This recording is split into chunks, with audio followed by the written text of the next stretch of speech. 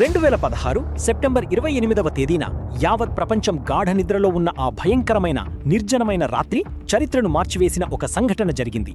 దట్టమైన భయంకరమైన అడవి నడుమ మృత్యు ఛాయలలో భారత సైన్యానికి చెందిన పారా స్పెషల్ ఫోర్సెస్ కమాండోలు నియంత్రణ రేఖను రహస్యంగా దాటుతున్నారు. వారి ముఖాలకు క్యామోఫ్లేజ్ రంగులు పూసి ఉన్నాయి. వారి ఆయుధాలకు సైలెన్సర్లు అమర్చబడి ఉన్నాయి. నీడల్లాగా వారు శత్రువు యొక్క భయంకరమైన భూభాగంలోకి నిశ్శబ్దంగా చొచ్చుకుపోయారు.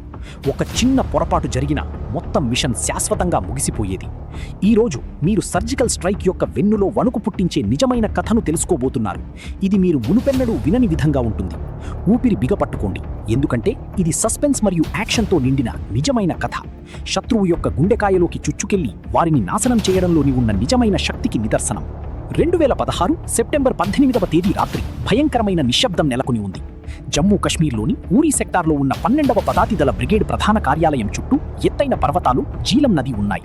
అది ప్రకృతి చేతనే రక్షించబడిన ఒక ఒయాసిస్లా కనిపించింది. 10వ డోగ్రా రెజిమెంట్ సైనికులు తమ 2 ఏళ్ల విధి నిర్వహణను పూర్తి చేసుకుని వెళ్లడానికి సిద్ధమవుతుండగా వారి స్థానంలోకి రావడానికి 6వ బీహార్ రెజిమెంట్ సైనికులు శిబిరానికి చేరుకున్నారు.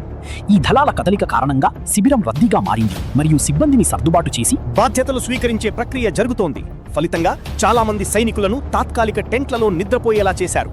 నియంత్రణ రేఖకు ఇంత దగ్గరగా ఉన్న సున్నితమైన ప్రాంతాలలో సాధారణంగా ఈ పద్ధతిని పాటించరు. ఉదయం సుమారు 5:30 గంటల సమయంలో నియంత్రణ రేఖను దాటి వచ్చిన 4 భారీగా ఆయుధాలు ధరించిన జైష్-ఏ మొహమ్మద్ ఉగ్రవాదులు శిబిరం యొక్క కట్టుదిట్టమైన భద్రతను ఛేదించుకుని లోపలికి ప్రవేశించారు. ఇది సాధారణ దాడి కాదు, చక్కగా ప్రణాళిక వేసిన కుట్ర. సైనికులు ఎక్కడ నిద్రపోతున్నారో, ఎక్కడ దాడి చేయాలో ఉగ్రవాదులకు ఖచ్చితంగా తెలుసు. వారి వద్ద AK-47 రైఫిళ్లు, మంటలు పుట్టించే మందుగుండు సామగ్రి మరియు బ్యారెల్ కింద అమర్చే గ్రెనేడ్ లాంచర్లు ఉన్నాయి. కేవలం 3 నిమిషాల్లోనే వారు 17 గ్రెనేడ్లు విసిరి గుడారాలకు మరియు సమీపంలోని ఇంధన నిల్వ కేంద్రానికి నిప్పంటించారు. అక్కడ నిద్రిస్తున్న నిరాయుధ సైనికులకు తేరుకునే అవకాశం కూడా లభించలేదు మరియు శిబిరం మొత్తం భయంకరమైన మంటల్లో చిక్కుకుంది. ఇండియాస్ మోస్ట్ ఫియర్లెస్ అనే పుస్తకం ప్రకారం ఈ ఉగ్రవాదులు రాబోయే 8 గంటల పాటు పోరాడటానికి అవసరమైన శక్తి కోసం శిబిరంలోకి ప్రవేశించే ముందు గుప్పెడు కొండ బాదం పప్పులను తిన్నారు. భారత సైనికులు తమ ప్రాణాలను సైతం లెక్క చేయకుండా వెంటనే ఎదురుదాడికి దిగారు. ఈ కాల్పుల యుద్ధం దాదాపు 9 గంటల పాటు కొనసాగింది.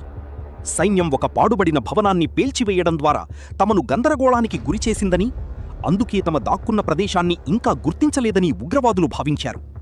చివరికి 4 ఉగ్రవాదులు హతమయ్యారు. కాని ఈ ఘోరమైన దాడిలో భారతదేశం తన 19 మంది వీరపుత్రులను కోల్పోయింది.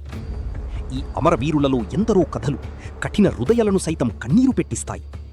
10వ డోగ్రా రెజిమెంటుకు చెందిన హవల్దార్ రవిపాల్ భారత సైన్యంలో 23 సంవత్సరాలు